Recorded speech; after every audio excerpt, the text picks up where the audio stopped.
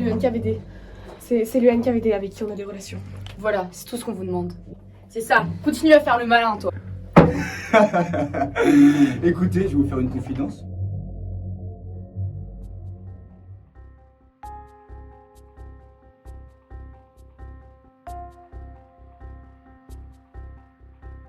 Gary Powers est un aviateur de la CIA. Il effectue des vols secrets de reconnaissance au-dessus de l'Union soviétique dans un avion U-2. Mis en service en 1957, le Lockheed U-2 est un avion de reconnaissance américain capable de voler à très haute altitude. Pour information, les U-2 sont connus pour avoir pris en photo les rampes de lancement de missiles soviétiques à Cuba pendant la guerre froide en 1962. Cette photo de reconnaissance U-2 montre des preuves concrètes de l'assemblage de missiles à Cuba.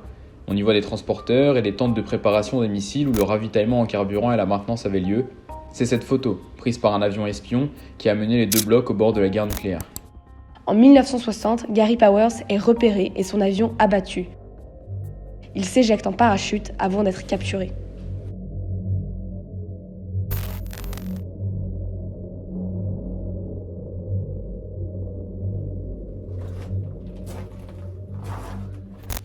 Réveille-toi. Réveille-le. Ah, réveille-toi!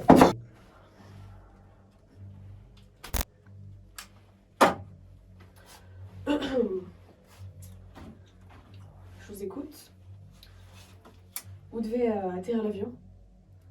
En Norvège. D'accord. Et en quoi consistaient vos missions? Je devais juste photographier des sites stratégiquement importants. Juste photographier les sites stratégiques. Ouais, c'était principalement lié au programme de missiles balistiques intercontinentaux soviétiques. Je devais photographier des sites de gamme de missiles. Ok. Et vous les preniez où ces photos? Vers Baïkonur ou Plovdiv. D'accord. Il y a aussi l'usine de plutonium à côté et d'autres sites stratégiques le long de la route. L'usine de plutonium. Et pourquoi avoir choisi la date du 1er mai pour cette mission? Cette date elle a été choisie par la CIA pour concorder avec les célébrations du 1er mai russe. Et ils pensaient donc que les réponses militaires seraient moins efficaces. Je vois. Et j'ai une dernière question pour vous. Est-ce que vous êtes au courant de la création d'un nouvel avion espion américain? Je vous ai parlé du Lockheed A-12 Oscar. C'est ça. En soi, j'en sais pas plus que vous. Je sais juste qu'il pourra aller à une très grande vitesse et pourra se permettre d'aller à une très grande altitude. Donc plus performant qu'un U-2 a priori. Exactement. J'espère que je peux vous faire confiance.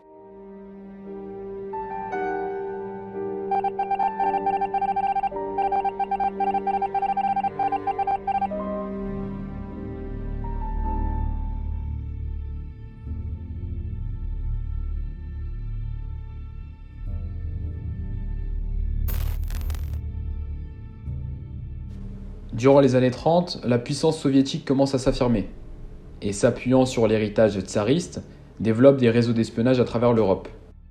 Un grand recrutement se met en place et touche la Grande-Bretagne, dont les plus hautes institutions gouvernementales se trouvent alors infiltrées par des agents soviétiques. Parmi eux, Arnold Deutsch, envoyé en tant qu'agent du Comintern. Très vite, il se met au service du NKVD qui le charge de constituer un réseau d'espionnage en s'appuyant sur cette pépinière du gouvernement que sont le Trinity College et le Trinity Hall.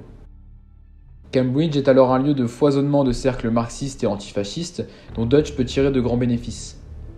Il constitue alors les 5 de Cambridge, qui deviendra l'un des principaux groupes d'espionnage et un vivier d'informations majeur pour les soviétiques par les postes importants qu'ils occupent au sein des institutions britanniques telles que le M15 ou le Foreign Office. Aujourd'hui, nous sommes dans les années 70 et 3 d'entre eux ont été retrouvés. Suivez alors l'interrogatoire d'Anthony Blunt, Kim Philby et John Caircross.